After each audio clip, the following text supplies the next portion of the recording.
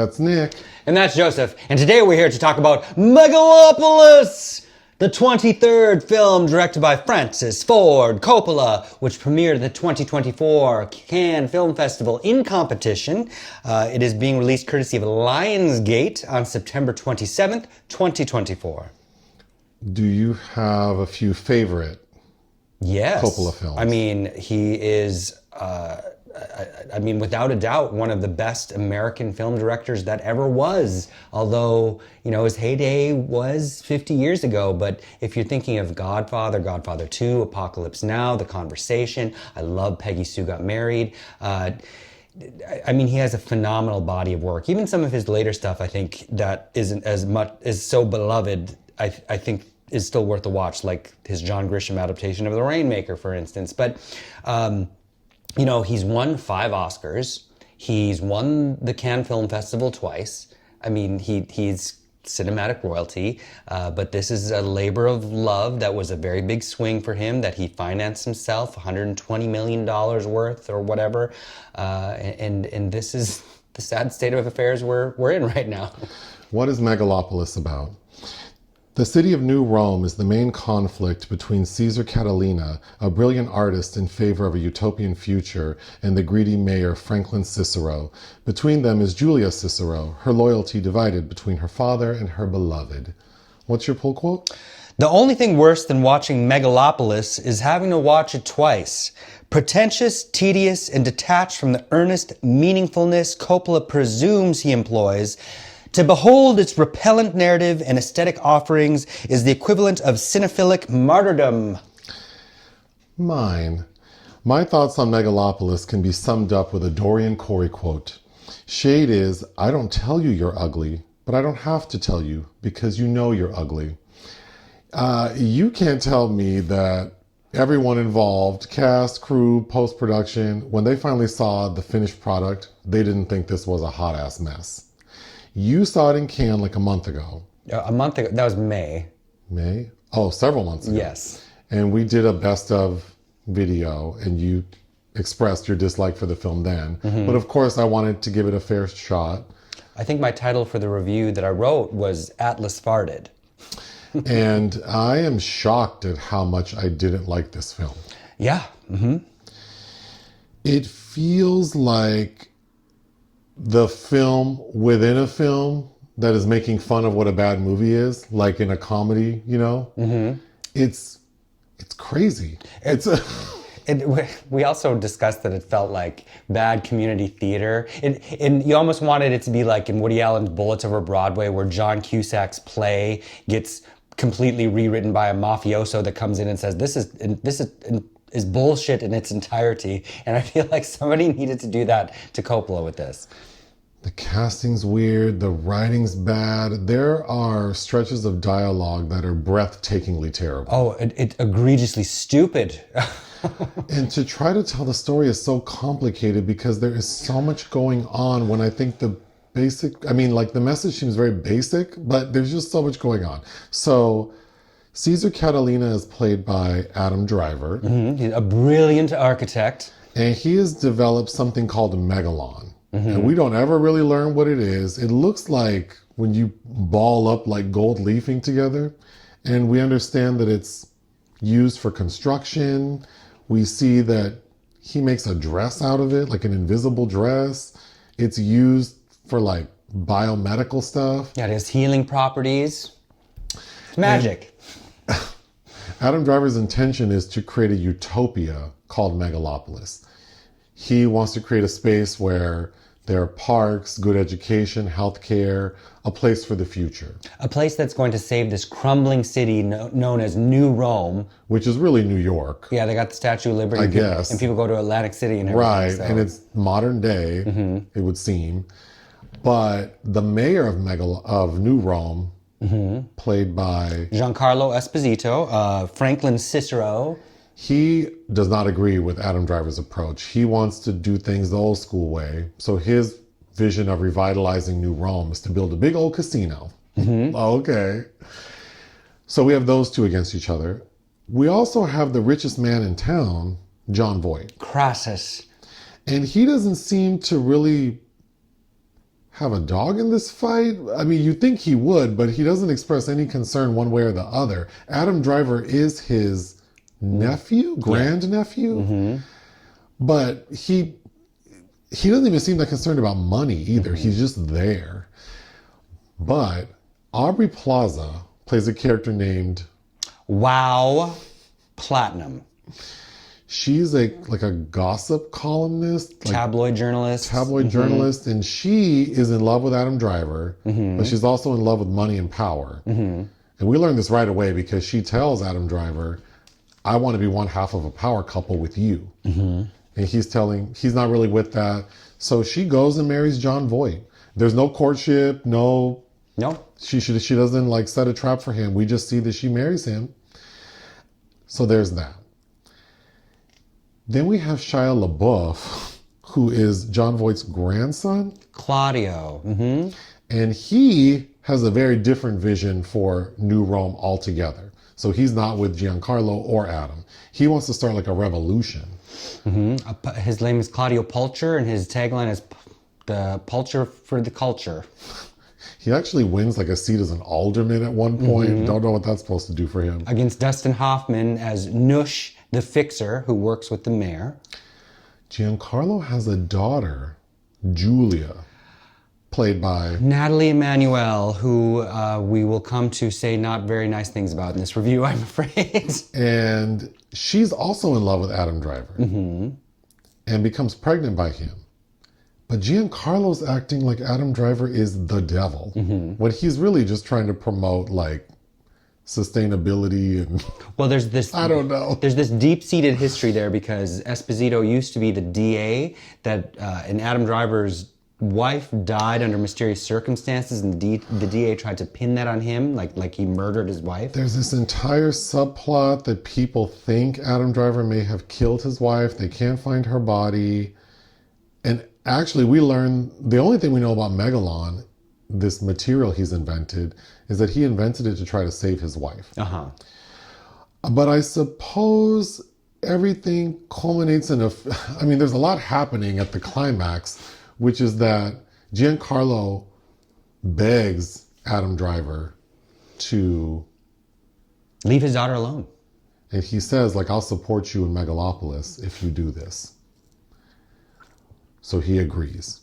But then there's an assassination attempt against Adam Driver, but he doesn't die because thank goodness he has Megalon, which we can get to. But then we also have Aubrey Plaza, who wants all the money, but she can't get it right now because, of course, she signed a prenup to marry Jon Voight. So her plan is that she will have Shia LaBeouf become the interim CEO of Jon Voight's company to wiggle her way in. And it works. I don't understand how that worked because we also see that his company has a board of directors who actually vote Jon Voight out after he has a stroke. So I don't... Supposedly. It's not really well detailed. Not at all. But as Jon Voight is like convalescing, he's pretending that his condition is worse than it is.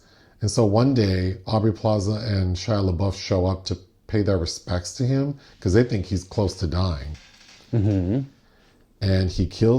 Jon Voight kills Aubrey Plaza with a bow and arrow while shouting, "You Wall Street slut." The only good line in the movie, yep. He shoots Shia LaBeouf but doesn't kill him. Yes, it's very, and she's dressed kind of like Cleopatra. It's very Mark Antony, Julius Caesar love triangle-ish. She looks nice in that scene. She looks nice throughout the film. Yes. But in between her getting killed and her getting Shia LaBeouf to become interim CEO, we get this like 2-minute montage where they've taken over the city.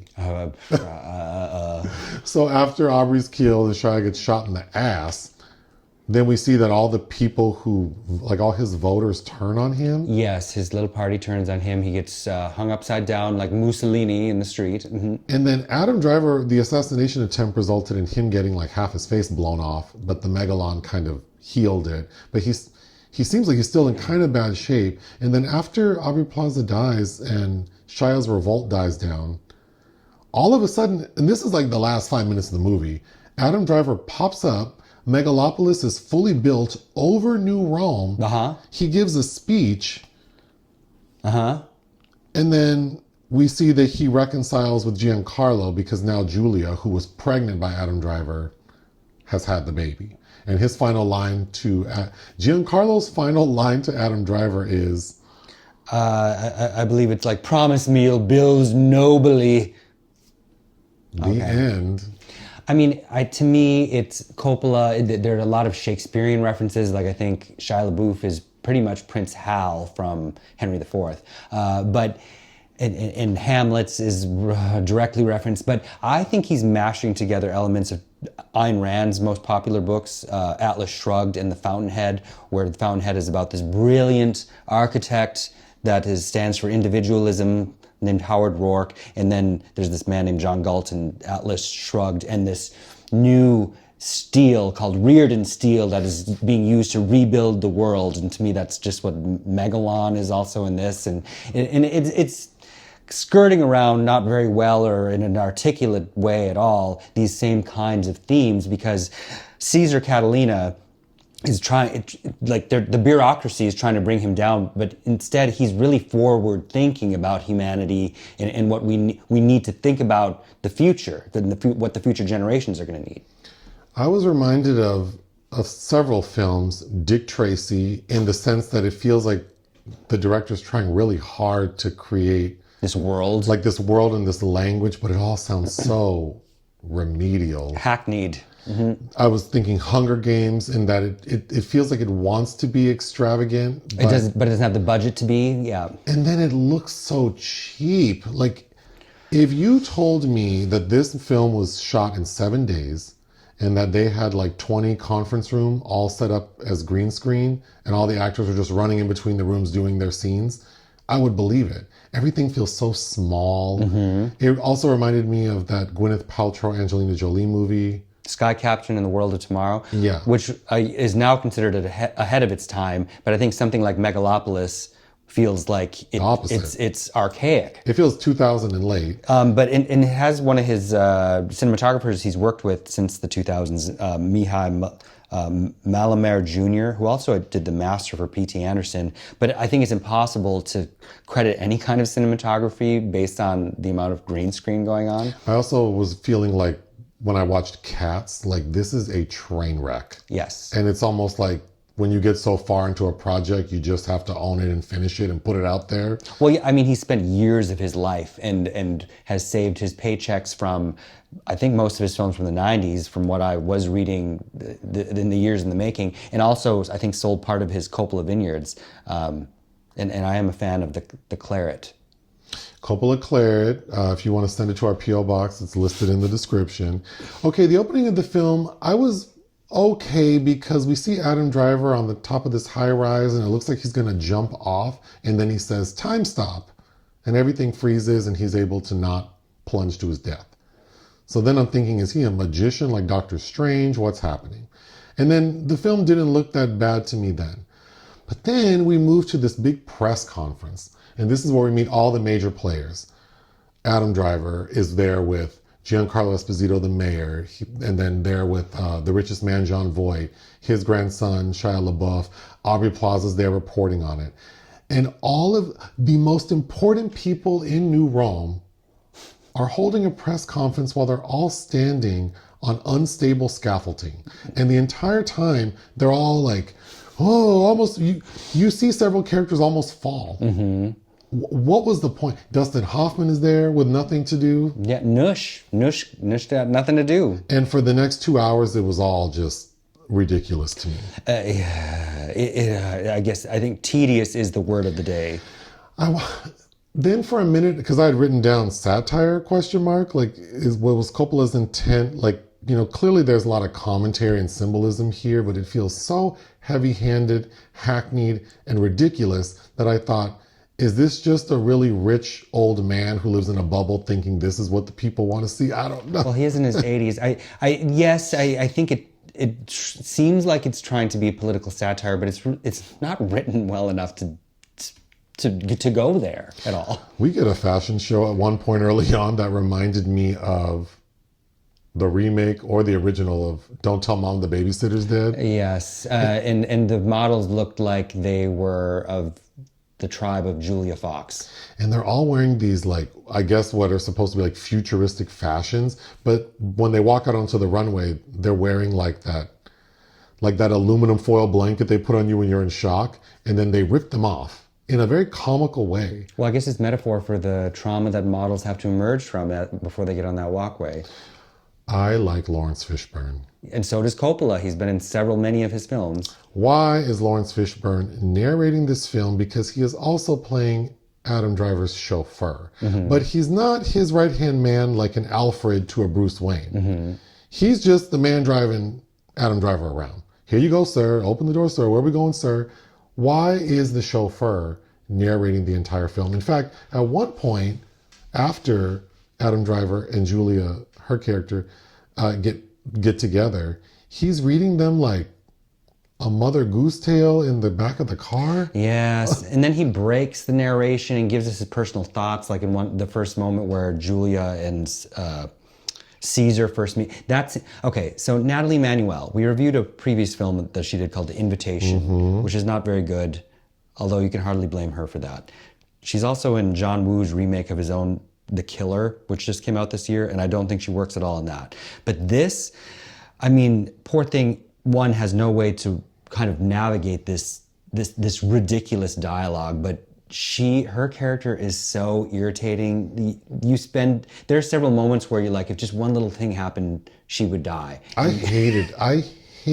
And I'm not trying to be hyperbolic. I just hated her character. It's bad. She shows up because she thinks she's going to be a bridge, and she's kind of tabloid fodder herself for her drug taking and partying. She's a wild child, but she thinks she's going to be the bridge between her father and this handsome, mysterious architect. And she shows up at his office building posing as a 6th grader. Dressed like Little Red Riding Hood. It is so grating. And then she proceeds to, again, navigate this dialogue that is so stiff and impossible, rigid. It's I think. Impossible to get through, and it's also trying to be flirty with him. And she's touching all these art installations, and he's like taken with her, Adam Driver, and he's like, come on, I want to show you something. And then he shows her this...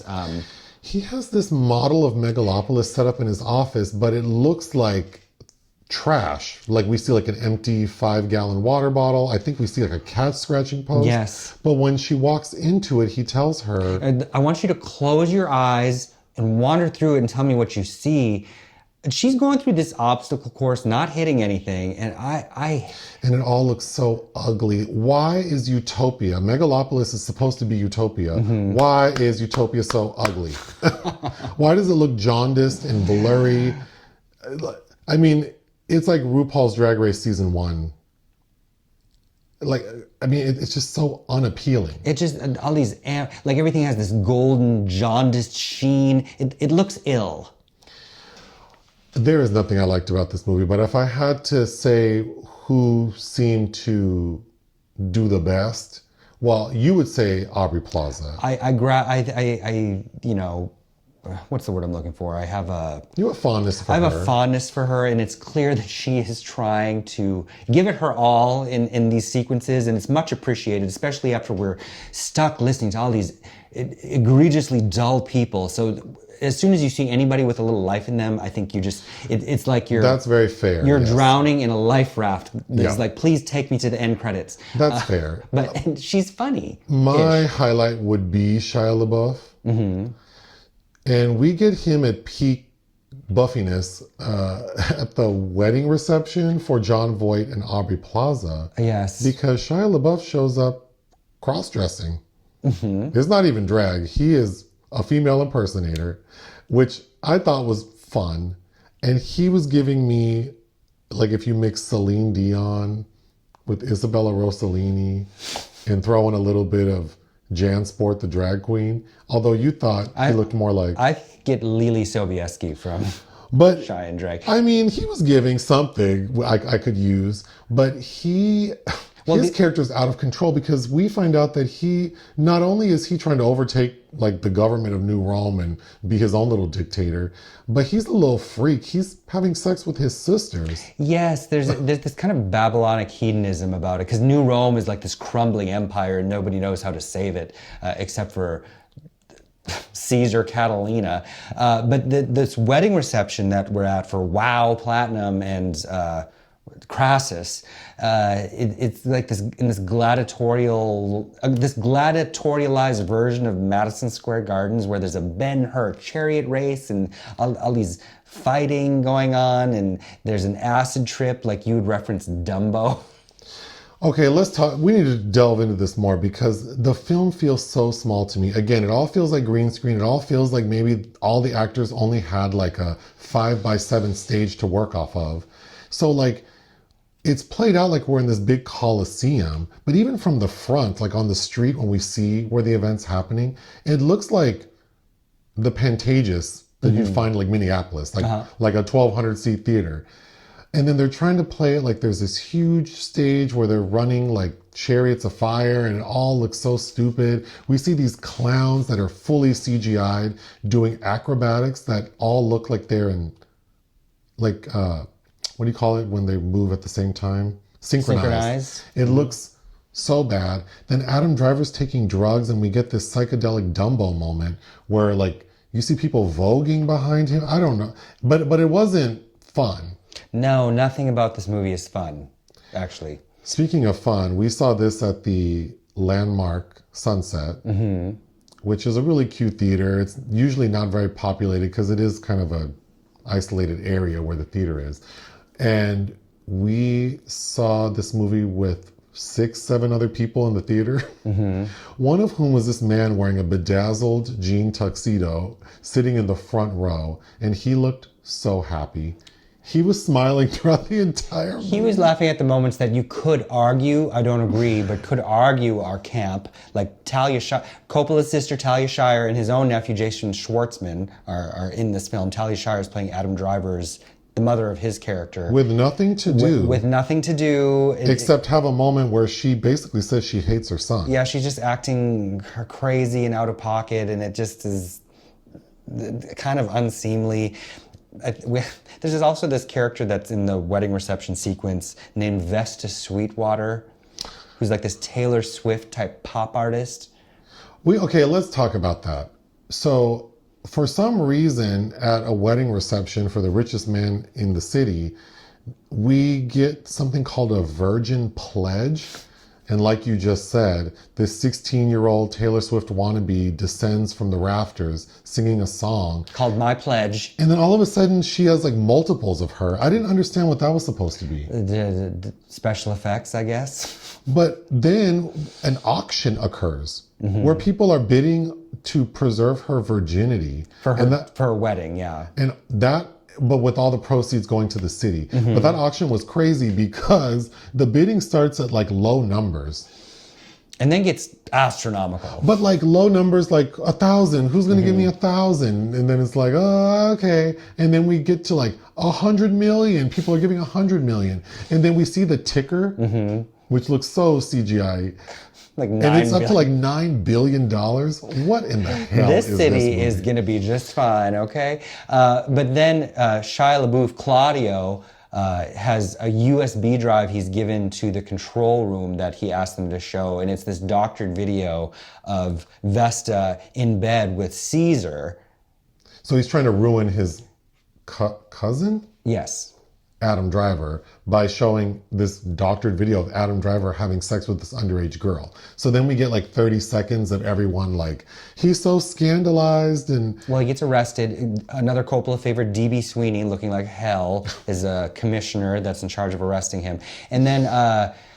but then Nathalie Emmanuel and I think Chloe Feynman, who's playing one of Shia's sisters, go to the library, which is like the old Roman... Alexandra library where everything's like a scroll or a scripture, and couldn't more easily yank out the birth certificate of Vesta Sweetwater to find out that she's 23 years old. So then The news is reporting that Adam Driver's not a pervert. The girl was 23 and that video was doctored. That's not even him. Okay. There is no dramatic tension to any Why of this. was there a virgin pledge in the first place? Why did we need that? What does this mean? Well, and at the same wedding reception, all of a sudden, Julia, who's now made herself the assistant to Cesar, who's following him around while he's doing drugs, is getting interviewed by a high school girl. She's like, Oh my God. that was terrible. I forgot about that. She's like, I'm part of the Dingbat news writer club or whatever, and she's asking her this. Do you think Adam Driver's sexy? And then she doesn't know how to answer that. You're his publicist, honey. How do you not know how to answer these stupid questions? And then Julia is also supposed to be an ace at quoting people. Ugh. There's this one scene that is so bad where she quotes Marcus Aurelius 3 times in a row, each time pausing to say it's Marcus Aurelius, which that celluloid should be burned. But it was reminding me of the Mindy Kaling character in Ava DuVernay's A Wrinkle in Time. And I love Ava DuVernay, but I didn't like that film, and I especially didn't like Mindy Kaling's character who only talks in quotes. Another plot point is a Russian satellite is going to crash land. And it does. And it does. And I'm not sure how it affected New Rome, but Not that much, turns out. they're acting like it's like a meteor that's the size of Texas. We see the satellite. It's just a normal sized satellite. So I don't know why they're acting like there's an extinction level event about to occur. And then we see it happen, but it's like, I wasn't clear where it happened. And even if it did happen in New Rome, what damage did it cause? It like hurt a burrow, part of a burrow maybe.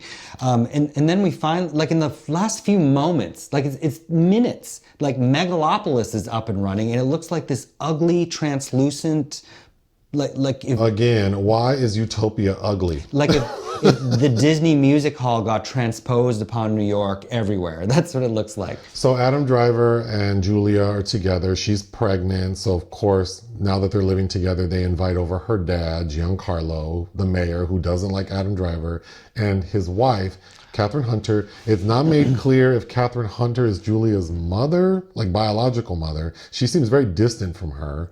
They show up, and I thought it was crazy that Kathryn Hunter shows up with a casserole dish. Yeah. I just think that whomever wrote this Francis Ford Coppola is just kind of out of touch and for sure. thought that like these moments are like humorous. I don't understand what this is. There is a scene where Giancarlo wakes up in a sweat next to his wife, Kathryn Yes. Hunter, and we see there's Prior to him waking up, we see some interesting imagery, like a hand coming out of a cloud and grabbing the moon, and he's like, I just had this dream about that image, and she has some really dumb line about like only people who can contemplate the moon are in a nightmare or something. something ridiculous. Okay. Again, what is Megalon? What is this miracle substance? How does Adam Driver stop time? Is he a wizard? I don't understand what's happening. If these are supposed to be metaphors, they are not effective because the world we're occupying is all convoluted anyway. I think they are. I take it as like it's a metaphor that he is godlike in the fact that he's going to be able to save humanity with his invention, and because he's removed from the masses, he is kind of in his own time that he is able to control because not anyone else is dictating constraint upon him. What right? you're saying makes sense, but the film is not making it make sense. But he loses himself for a while, and then through Julia is able to kind of find his voice again. And there's this one scene where he's up on these rafters that look like they're hanging from the clouds, like these steel beams. And she walks up there, and let me tell you, I was praying for a stiff breeze to come knock her down to her death. They're like 100 stories up, and he just likes to hang out on these beams that are suspended from the sky. And then he's crying like, I can't time stop anymore. And she reaches out like, time stop for me. He does. And then she steps like ignoring gravity, drops a flower, and then the flower stops. I just don't understand like the imagery, the science of anything. I don't.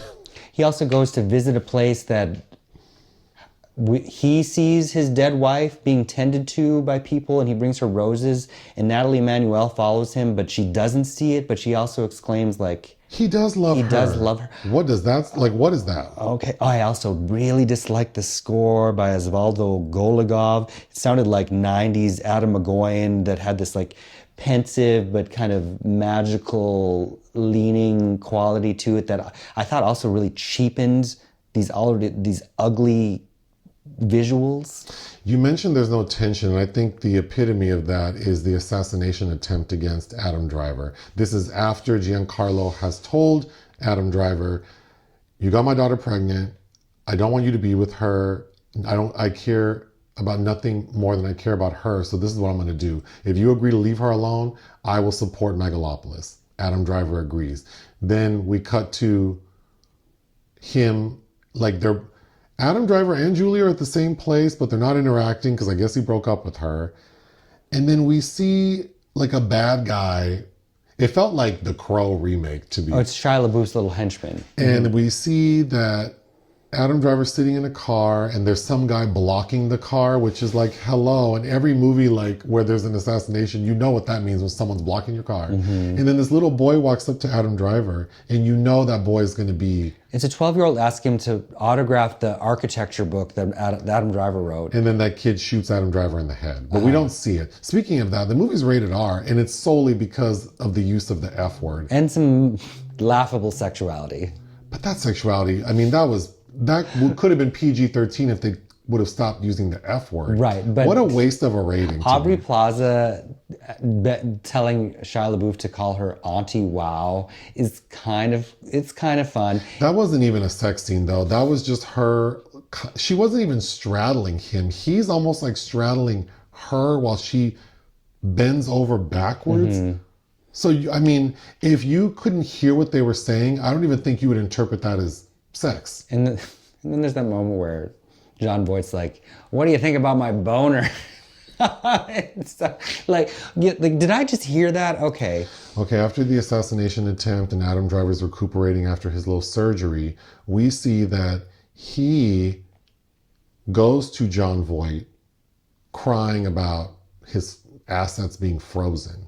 Which is Aubrey Plaza's doing, I believe. But we get Adam Driver like on 3 different occasions during that moment screaming, no, no, no, no. That was very uncomfortable. It's very, yes. The attempts to kind of conjure any kind of emotionality are depressingly off kilter. How long is this movie? It's 138 minutes. Okay, the only moment where I felt like I kind of understood maybe what this film was trying to say is like in the last 5 minutes when Adam Driver is sort of giving the speech that Megalopolis is now open, like it's Disneyland.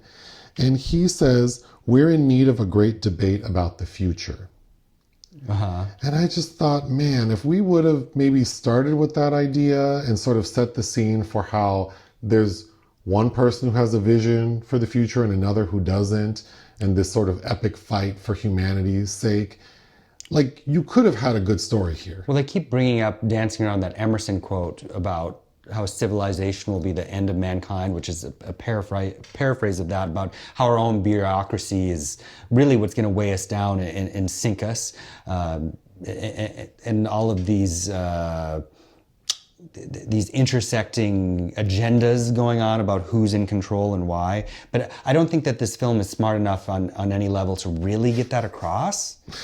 I really didn't want to dislike this movie as much as I do. I didn't either. But here we are. I made you watch Apocalypse Now right before it premiered at Cannes. And you know what's also weird is there's a moment where Adam Driver, Cesar is talking to the press and the aspect ratio changes, and much to everyone's surprise at the Cannes Film Festival, some actor got out on stage pretending to be a journalist, like corresponding with the images on screen. And I was wondering if they were going to attempt to do anything with that moment. They didn't need to do that. They didn't need to do that. And it'd be impossible to. You'd have to hire an actor to appear at every screening at that moment to do that, which adds nothing. But then when you see it in the theater, it's like that changing aspect ratio. It's like, why is this happening? Why did any of it happen?